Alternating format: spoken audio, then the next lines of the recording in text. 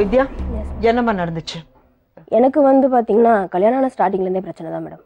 சந்தோஷமா வாழ்ந்துன்னு சொல்றாரு. 12 வருஷம் மேடம். அவரை பொறுத்த வரைக்கும் அவ்வளவுதான் மேடம் தெரியும். நம்ம லேடிஸ் எல்லா விஷயத்தையும் சொல்ல மாட்டோம் அவர்கிட்ட.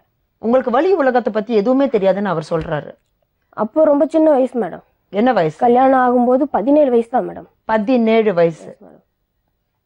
சட்டப்படி 17 வயசுல கல்யாணம் பண்ணிக்க கூடாது.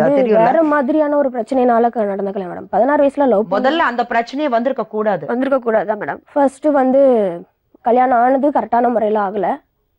பட் மாசமா இருக்கும்போது தான் கல்யாணம் ஆச்சு. சரி, அந்த தவறு நீங்களும் தான் பண்ணிருக்கீங்க. அவரை மட்டும் தனியா சொல்ல முடியாது. நான் அவரை தப்பு சொல்லல மேடம். அந்த விஷயத்துல எனக்கும் பங்கு இருக்கு. நான் அது அவரை வந்து தப்புன்னு சொல்லவே மாட்டேன்.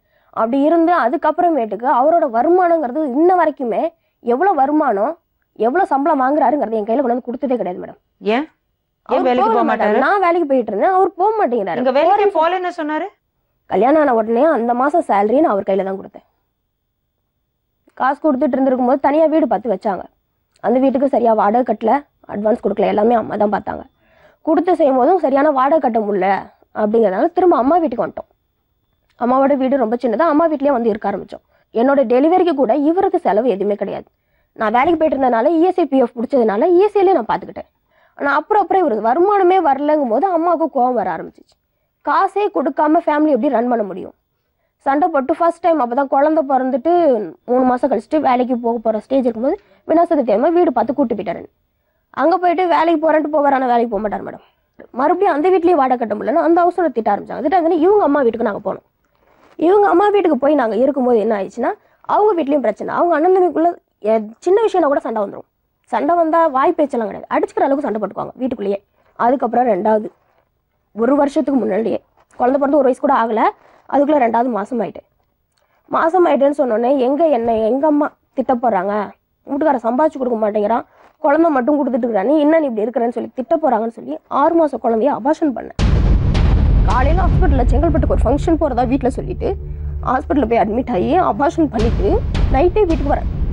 2 வீலரில் என்னால் உட்கார கூட முடியல, மயக்கம் கூப்பிட்டு வந்து வீட்டில் விட்டார். மறுநாளே வேலைக்கு போட மேடம். நான் எவ்வளோ கஷ்டப்பட முடியாதோ அவ்வளோ தூரம் நான் கஷ்டப்பட்டுருக்கேன். அதுக்கப்புறம் மறுபடியும் வேலைக்கு கண்டினியூ போக ஆரம்பிச்சு. நான் தான் போய் காசு பண்ணதை கொடுத்துட்டு இருந்தேன் ஒழிய இவரோட சம்பளம் என் கைக்கு வந்ததே கிடையாது.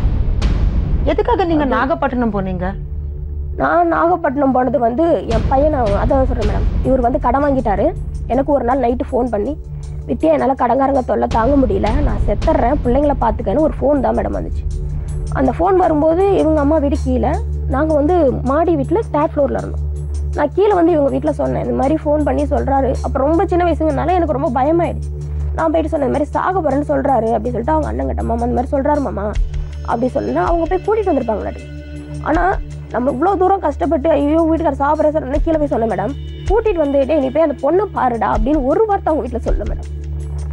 2 நாள் இவரை பார்க்கல. ஆனா வீட்டுல இருக்காருன்னு உங்களுக்கு தெரியும்? தெரியாது. அதுவும் தெரியாது. யாருமே என்கிட்ட சொல்லல. சோ 2 நாள் எங்கன்னு தெரியாம தவிச்சிட்டு சொன்னதுனால நான் போய் ஸ்டேஷன்ல கம்ப்ளைண்ட் கொடுத்துட்டேன். சார் 2 சின்ன குழந்தை இருந்தது, அது வீட்டுல தான் இருந்திருக்காரு. இவரும் முயற்சி செய்யல உங்களை வந்து பார்க்க. என்ன வந்து பார்க்கல. அவங்க வீட்டுல இருக்கிறவங்க அட்லீஸ்ட் ஒரு இன்ஃபார்மாவது பண்ணுவான், வந்துட்டாமா வீட்டுக்கு நாங்க கூட்டோன்னு சொல்லுவோன்னு கூட இவங்க யாருமே சொல்லல மேடம். வந்த பிறகு நீங்க உங்க வீட்டுல போய் இருக்கீங்களே, அவ டென்ஷன் என்னன்னு உங்களுக்கு தெரியுமா? ஏன் போய் சொல்ல நான் திரும்பி வந்திருக்கேன்னு சொல்லி. சரி, இவங்க வந்து எங்க வீட்டுல கேட்டுக்கலாம், பக்கத்து வீடு தானே. எங்க அவங்க வீட்டுல வந்து அவங்க சொன்னதுனால தானே அவங்க காப்பாத்தினாங்க. இல்ல உங்க கடமை என்ன? இருங்க மேடம், அவங்க சொன்னனாலதான் காப்பாத்தினாங்க. ரைட்டு, நீ காப்பாத்தாம விட்டுருந்தா இப்ப பிரச்சனையா இருந்திருக்காதுன்றேன்.